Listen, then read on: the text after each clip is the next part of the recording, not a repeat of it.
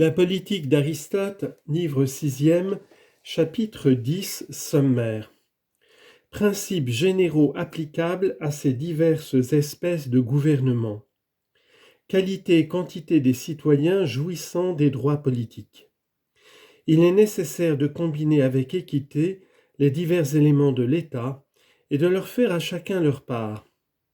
Ruse de l'oligarchie, ruse contraire à la démocratie, règles à suivre envers les pauvres, considération historique, importance toujours croissante de l'infanterie tirée des rangs du peuple. Passons à une question qui tient de bien près à toutes celles-là, c'est celle de l'espèce et de la nature du gouvernement selon les peuples à gouverner. Un premier principe général s'applique à tous les gouvernements. Toujours, la portion de la cité qui veut le maintien des institutions doit être plus forte que celle qui en veut le renversement. Dans tout État, il faut distinguer deux objets, la quantité et la qualité des citoyens. Par qualité, j'entends la liberté, la richesse, les lumières, la naissance. Par quantité, j'entends la prépondérance numérique. La qualité peut appartenir à telle portion des éléments politiques, et la quantité se trouver dans telle autre.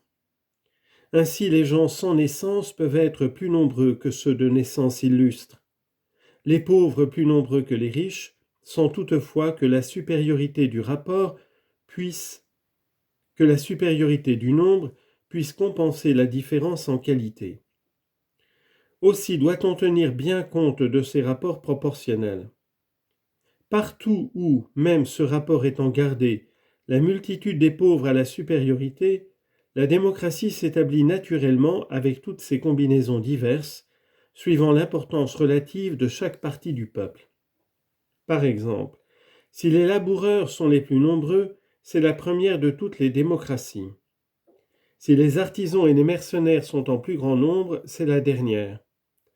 Les autres espèces se classent également entre ces deux extrêmes.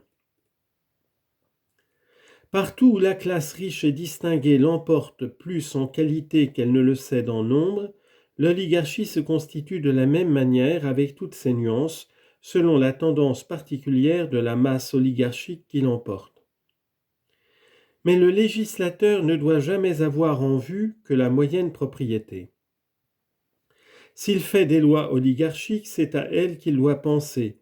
S'il fait des lois démocratiques, c'est encore elle qu'il doit ranger à ses lois. La Constitution n'est solide que là où la classe moyenne l'emporte en nombre sur les deux classes extrêmes, ou du moins sur chacune d'elles. Les riches n'ourdiront jamais contre elle de complots bien redoutables de concert avec les pauvres, car riches et pauvres redoutent également le joug qu'ils s'imposeraient mutuellement. Que s'ils veulent un pouvoir d'intérêt général, ils ne pourront le trouver que dans la classe moyenne. La défiance réciproque qu'ils ont entre eux les empêchera toujours de s'arrêter à un pouvoir alternatif. On ne se fie jamais qu'à un arbitre, et l'arbitre ici c'est la classe intermédiaire. Plus la combinaison politique qui forme l'État est parfaite, plus la Constitution a des chances de durer. Presque tous les législateurs, même ceux qui ont voulu fonder des gouvernements aristocratiques, ont commis deux erreurs à peu près égales. D'abord en accordant trop aux riches, puis en trompant les classes inférieures. Avec le temps, nécessairement, il sort toujours d'un faux bien un mal véritable, car l'ambition des riches a ruiné plus d'États que d'ambition des pauvres. Les artifices spécieux dont on prétend leurrer le peuple en politique s'appliquent à 5 objets.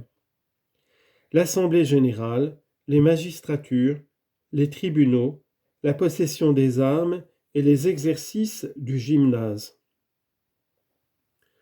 Pour l'Assemblée générale, on donne à tous les citoyens le droit d'y assister, mais on a soin d'imposer aux riches une amende s'ils ne s'y rendent pas, et cette amende ne s'applique qu'à eux seuls, ou du moins, elle est beaucoup plus forte contre eux que contre les pauvres.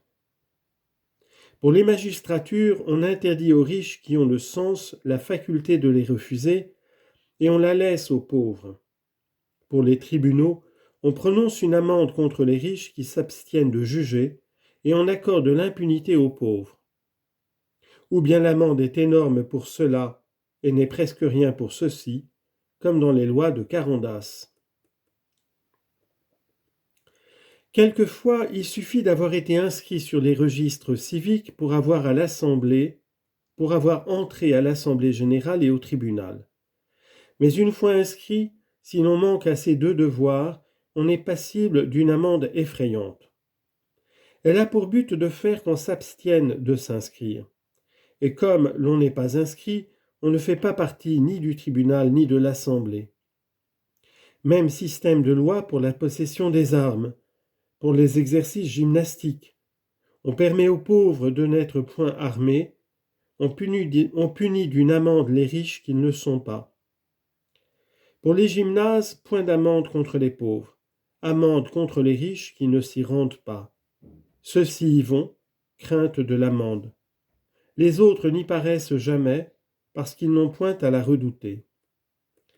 Telles sont les ruses mises en usage par les lois dans les constitutions oligarchiques. Dans les démocraties, le système de ruse est tout à fait opposé. Indemnité aux pauvres qui assistent au tribunal et à l'Assemblée générale, impunité pour les riches qui n'y vont pas. Pour que la combinaison politique soit équitable, il faut évidemment emprunter quelque chose aux deux systèmes contraires, salaire pour les pauvres et amende pour les riches. Tous alors, sans exception, prennent part aux affaires de l'État. Autrement, le gouvernement n'appartient jamais qu'aux uns à l'exclusion des autres. Le corps politique ne doit être composé que de citoyens armés. Quant au sens, il n'est guère possible d'en fixer la quotité d'une manière absolue et invariable, mais il faut lui donner la base la plus large qu'il puisse recevoir pour que le nombre de ceux qui ont part au gouvernement dépasse le nombre de ceux qui en sont exclus. Les pauvres, même quand on leur refuse l'honneur des fonctions publiques, ne réclament pas et restent tranquilles pourvu qu'on ne vienne pas les outrager et les dépouiller du peu qu'ils possèdent. Cette équité envers les pauvres n'est pas, du reste, chose du tout facile, car les chefs du gouvernement ne sont pas toujours les plus doux des hommes. En temps de guerre, les pauvres, par suite de leur indigence, resteront dans l'inaction, à moins que l'État ne les nourrisse. Mais si l'on veut les entretenir, ils marcheront volontiers au combat. Dans quelques États, il suffit non pas seulement de porter les armes, mais même de les avoir portées, pour jouir du droit de cité. À Mali, le corps politique se compose de tous les guerriers et l'on ne choisit les magistrats que parmi ceux qui font partie de l'armée. Les premières républiques qui, chez les Grecs, succédèrent aux royautés n'étaient formées que de guerriers portant les armes. Dans l'origine même, tous les membres du gouvernement étaient des cavaliers, car la cavalerie faisait alors toute la force des armées et assurait le succès dans les combats. De fait, l'infanterie, quand elle est sans discipline, est de peu de secours. Dans ces temps reculés, on ne connaissait pas encore par expérience toute la puissance de la tactique pour les fantassins, et l'on plaçait toutes ses ressources dans la cavalerie. Mais à mesure que les États s'étendirent et que l'infanterie prit plus d'importance, le nombre des hommes jouissant des droits politiques s'accrut dans une égale proportion. Aussi nos ancêtres appelaient-ils démocratie ce que nous nommons aujourd'hui république. Ces antiques gouvernements étaient à vrai dire des oligarchies ou des royautés. Les hommes y étaient trop rares pour que la classe moyenne y fût considérable. Peu nombreux et soumis d'ailleurs à un ordre sévère, ils savaient supporter mieux le joug de l'obéissance. En résumé, nous avons vu pourquoi les constitutions sont si multiples, pourquoi il en existe encore d'autres que celles que nous avons nommées, la démocratie, ainsi que le reste des gouvernements ayant beaucoup de nuances diverses. Nous avons ensuite étudié les différences de ces constitutions et les causes qui les amènent. Enfin, nous avons vu quelle était la forme politique la plus parfaite, à parler d'une manière générale, et quelle était la meilleure relativement au peuple à constituer.